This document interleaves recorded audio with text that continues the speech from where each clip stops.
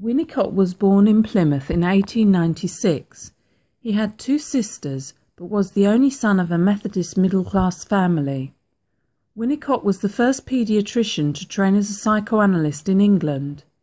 He worked as a consultant in children's medicine at Paddington Green Children's Hospital in London and had an empathy for working with children. He married twice, meeting his second wife, a social worker, when he worked with her on the Second World War evacuation programme. Winnecott played a critical role in educating the public around raising children. He delivered over 600 talks for the BBC, lectured around the UK and authored 15 books, including the bestseller Home is Where We Start From. Home is Where We Start From was a collection of essays that spoke about Winnecott's mature thoughts on early infancy and the mother-child relationship, feminism and freedom, depression and delinquency, the pill, the monarchy, mental health and the meaning of democracy. Winnecott was world famous for his work with children. His views on childhood, child rearing, and what was in the best interests of the child ran counter to the dominant views of the time. In 1939, Winnecott, along with two psychiatrists, Bowlby and Miller, wrote a letter to the British Medical Journal. The letter explained why the evacuation of small children between the ages of 2 and 5 during the Second World War caused major psychological problems, due to the child's separation from a secure and stable environment and loving parents. In 1954 on BBC Radio, Winnecott argued against the idea that babies cry to get attention, or that sending 7-year-olds to boarding school might be a good idea so as to toughen them up. Winnecott also stated that a child must be allowed to express its anger. He asserted that normal children, who had been properly loved by their parents, felt secure in that love, and that therefore parents needed to remain calm and unhurt in order to allow aggressive and/or violent feelings from a child to its parents to be expressed without there being a fear of retribution or a danger of damage to the relationship. In Winnecott's words, "What is a normal child like? Does he just eat and grow and smile sweetly? No, that is not what he is like. The normal child, if he has confidence in mother and father, pulls out all the stops. In the course of time, he tries out his power to disrupt, to destroy, to frighten, to wear out, to waste, to wangle, and to appropriate. At the start, he absolutely needs to live in a circle of love and strength, with consequent tolerance, if he is not to be too fearful of his own thoughts and of his imaginings to make progress in his emotional developments." Winnecott viewed the role of the psychoanalyst as a substitute parent, a proxy good enough figure.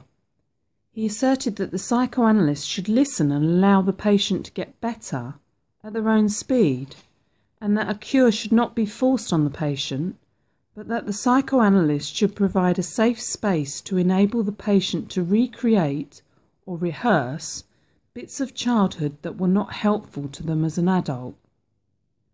Winnecott's views on psychological interventions were also progressive for his time, and he believed that a doctor should practice inactive observation to become a sympathetic witness to a child's distress through appreciative understanding, rather than the historical approach of a doctor interpreting and feeding back his client's distress.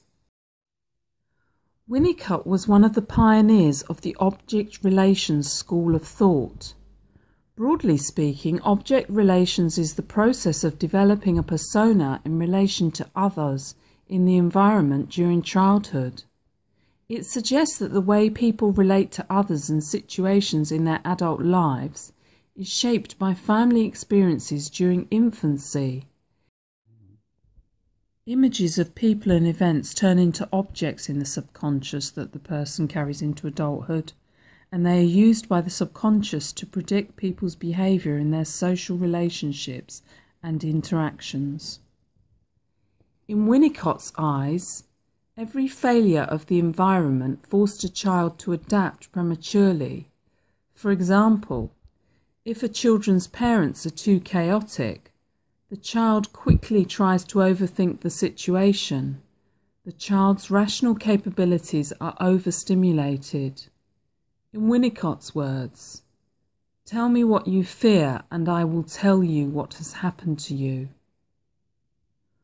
Winnecott developed the concept of good enough parenting, recognizing that it was unhelpful and unrealistic to demand perfection of parents, as this undermines the efforts of the vast majority of parents who are in all practical respects good enough to meet their children's needs.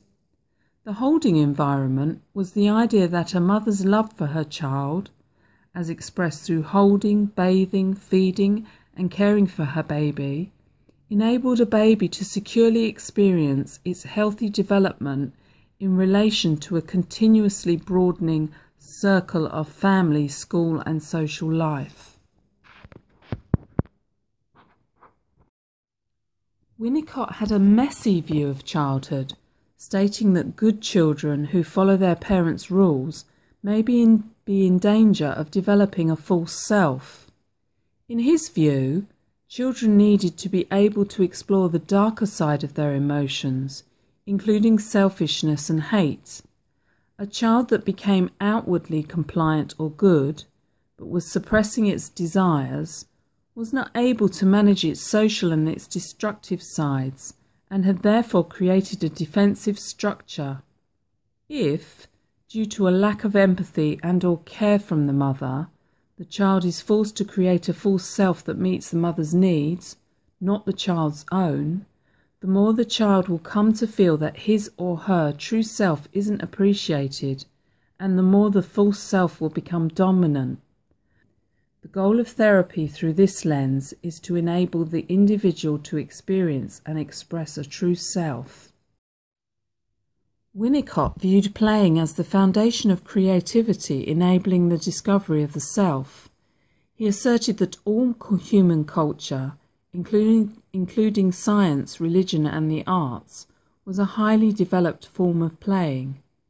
Playing was something that happened in the interface between our inner world and external reality. Therefore, playing neither takes place strictly in our imagination, nor in the truly external world, i.e., that which is out of our control. Playing happens in that space where our imagination is able to shape the external world without the experience of compliance, climax, or too much anxiety. Winnecott asserts that if there is a need to perform or to achieve a standard, then the desire to achieve eradicates any experience of play. He also says that if there is too much anxiety, at a certain point the level of fear and/or anxiety will destroy the playing. Winnecott encouraged his adult clients to play as part of their therapeutic experience. In Winnecott's words, "It is in playing, and only in playing, that the individual child or adult is able to be creative and to use the whole personality, and it is only in being creative that the individual discovers the self."